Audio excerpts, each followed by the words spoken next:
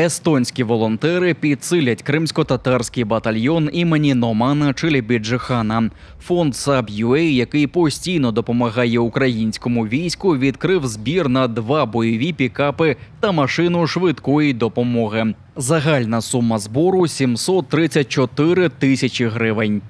Ці машини можуть працювати разом, тобто позашляховики пікапи, вони можуть вивозити поранених з красної зони, так, з самої гарячої, потім передають їх медичній службі до цієї швидкої машини, яка буде далі вже надавати медичну допомогу та відправляти у лікарню військових Збройних сил України.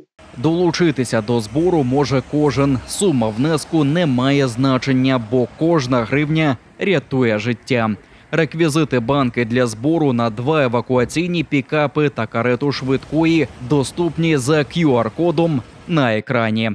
Я хочу подякувати всім людям з усього світу, які нам допомагають, які донатять нам, які не кидають нас, допомагають нам допомагати Україні, які лайками, репостами, вподобайками своїми, коментарями нам надають інформаційну підтримку. Я дуже-дуже всім вам дякую. Будь ласка, продовжуйте це робити.